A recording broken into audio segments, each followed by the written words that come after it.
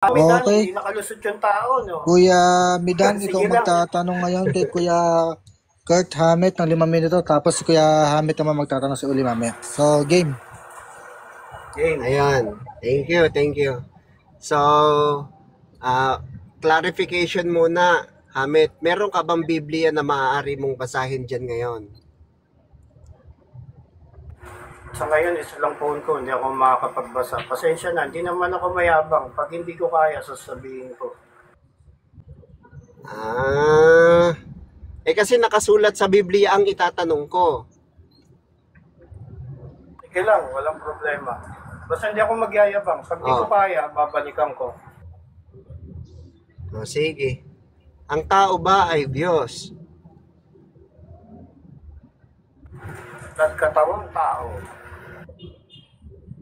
Hindi.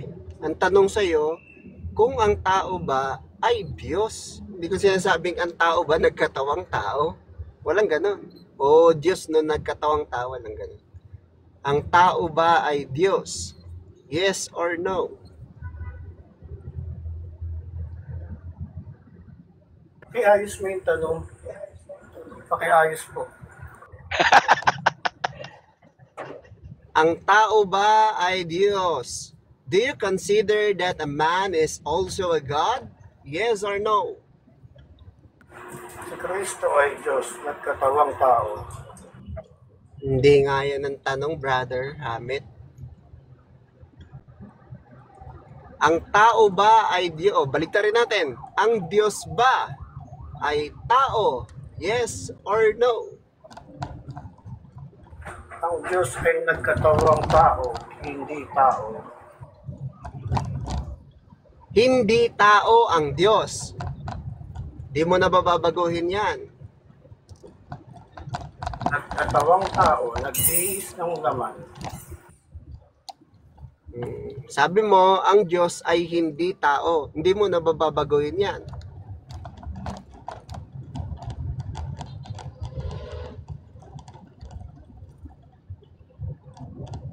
Huy, Hamid! Gising! Charan! Tao!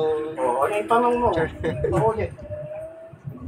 Hindi mo na bababaguhin na ang Diyos ay hindi tao. Di mo na bababaguhin yon. Ang Diyos ay nagkatawang tao. Hindi, sabi mo, ang Diyos hindi tao. O, di mo na bababaguhin yan. Nagkatawang tao, hindi tao. O, sige. Ayon sa Gawa 17:31 na pinakikita kanina ni Kuya Robin, sabi doon ay sa pamamagitan ng isang letter A, tao, or letter B, Diyos. So, ano bang namamagitan ng tinutukoy mo? Diyan sa Gawa 17 na ginamit ni Kuya Robin kanina yung binasa, sa So, ano ba yung binasa pamamagitan niyo ng dyan? isang O, isang letter ano? A, tao, letter B, Diyos.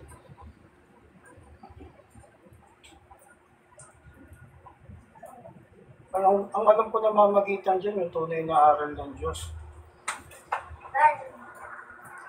Host, pakilakihan mo si Kuya Robin para mabasa niya. Sa pamamagitan ng isang letter A, tao, or letter B, Diyos. Letter C, none of the above. Ayan o. Sa pamamagitan ng isang letter A, tao, or letter B, Diyos.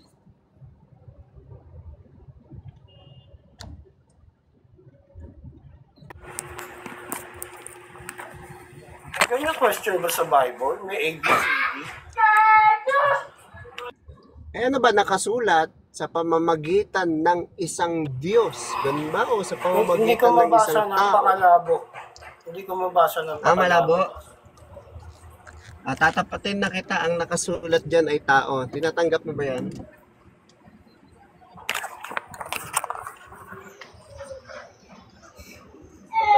Ang nakasulat dyan ay sa pamamagitan ng isang tao. Tanggap mo ba yan? Ay, hindi. Si Kristo ay Diyos, hindi tao. Kung tanggap mo na si Kristo yan, sabi mo kanina, ang Diyos ay hindi tao. So, hindi Diyos ang nasa Katawang tao, talatang yan. hindi tao. Nagkatawang tao, hindi tao. Magkaiba So, hindi yun. nga, hindi nga Diyos yan. Okay, Kasi time na isang kami tao done. yan. Last question, last answer, last question. Last question. Okay. Okay. Sabi mo kanina, ang Diyos ay hindi tao. Kung ang binabanggit sa talatang yan ay tao, sa makatwid, hindi ito Diyos. Kasi ang Diyos para sa iyo, hindi tao. Sinabi ko na hayag sa laman, nagkatawang tao. Okay, time na. So, ikaw naman, Kuya Kurt, magtanong kay Kuya Midan, 5 minutes. Go.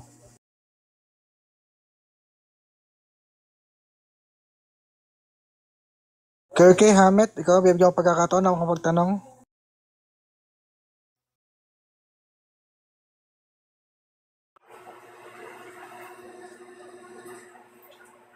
Okay na, save ko na yung time, ayoko na magtanong. Okay, maraming salamat. So, ayan, lipat agad tayo. Sunod na magtatanong.